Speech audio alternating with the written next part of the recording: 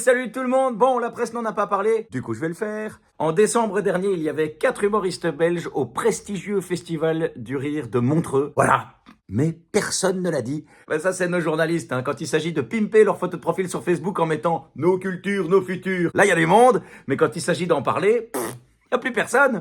C'est bizarre, non? Alors j'entends déjà des gens me dire « Et toi, tu pourrais donner le nom des 4 artistes ?» Non, je suis pas journaliste. Je plaisante quand il s'agit de parler des amis. Alors il y avait Gaëtan Delferrière, Lisa Delmoitier, Serena Yari et Nikos. Voilà, de rien. Par contre, le 20 janvier, RTL nous gratifiait d'un article pompeux intitulé, je cite, « 4 joueurs dans le vent et un joli but, le festival inattendu d'Eden Hazard à l'entraînement ». Ça, par contre, on nous le dit. Moi qui pensais qu'on avait touché le fond, ah bah non. Quand tu tapes dans le fond, qu'est-ce que tu trouves? Non, pas ta mère. Apparemment, il y a une petite trappe secrète et on peut aller encore plus bas. Attention, ici, c'est pas Eden Hazard que je tacle. Bah non, il est beaucoup trop fragile. Non, ici, c'est le journaliste que je tacle. Hein. Foutez-lui la paix. Sérieux, un article parce qu'il joue bien à l'entraînement. Mais c'est quoi la prochaine étape?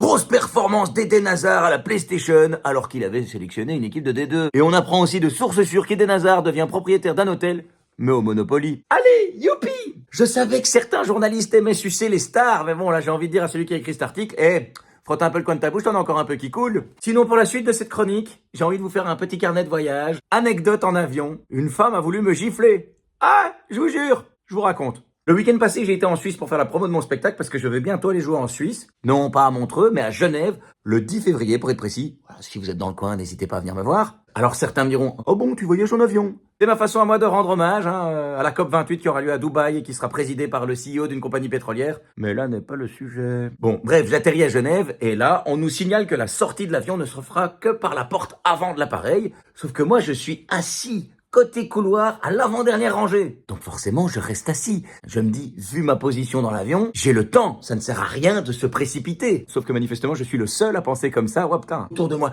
tout le monde se lève, se précipite, s'affole, panique à bord, panique pour rien. Parce qu'à ce moment-là, la porte n'était même pas encore ouverte, ce qui fait que rapidement, il y a un embouteillage humain qui se forme dans le couloir. J'ai même un cul à hauteur de mon visage. Il était tellement proche que je pouvais même deviner ce qu'il avait mangé la veille. Bref, je reste assis, côté couloir, et là, j'ai ma voisine qui se lève. Comment vous décrire, tu sais, le sosie de Martin Lawrence dans Big Mama. Dans ma tête, je me dis, mais où est-ce qu'elle va? Bref, elle se lève et elle me dit, laissez-moi passer. Pas, pardon, laissez-moi passer. Incrédule, tu dis, avec la meilleure volonté du monde, je peux pas, parce qu'en fait, il y a des gens, là, physiquement, ça passe pas, je veux dire, à moins de leur rentrer dedans, chose que je n'ai pas envie de faire.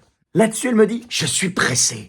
Moi, j'étais là, ben oui, j'ai bien compris, hein, mais manifestement, vous n'êtes pas la seule, car tout le monde est compressé, là. J'avais envie de lui dire, même Gilbert Montagnier aurait vu qu'on ne passait pas. Un niveau de bêtise pareil, mais elle a tout pour devenir ministre en Belgique. Alors, entre parenthèses, à la question, on adore que tu tapes sur les politiciens, mais t'as jamais eu peur d'avoir des problèmes? Non, parce qu'en fait, j'invente rien, je veux dire, le principe de l'humour, c'est de grossir le trait, sauf qu'avec nos politiciens, le trait est déjà énorme. J'ai pas grand chose à faire, d'ailleurs, vous voulez une bonne blague?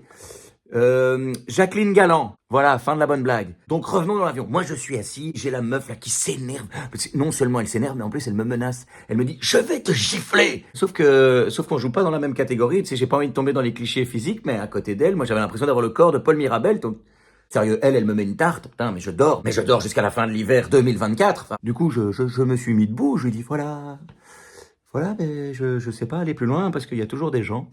5 minutes plus tard, quand les gens ont avancé, la meuf, elle m'a percuté pour pouvoir passer et elle est sortie de l'avion comme une reine. Et là, le karma. Le service de douane était là pour contrôler tous les passagers de l'avion. Devinez avec qui il y avait un problème. Oui, je vous le donne en mille. Madame, j'ai pas le temps. Oh putain, je jubilais. J'ai été à hauteur du douanier qui est en train de la contrôler. J'ai juste dit, dépêchez-vous, madame est pressée. Moralité, rien ne sert de courir. Rendez-vous le 10 février pour mon spectacle à Genève. Et cette fois, j'irai en train, hein, en hommage à la COP29. On peut toujours rêver. Alors, elle est pas belle la vie?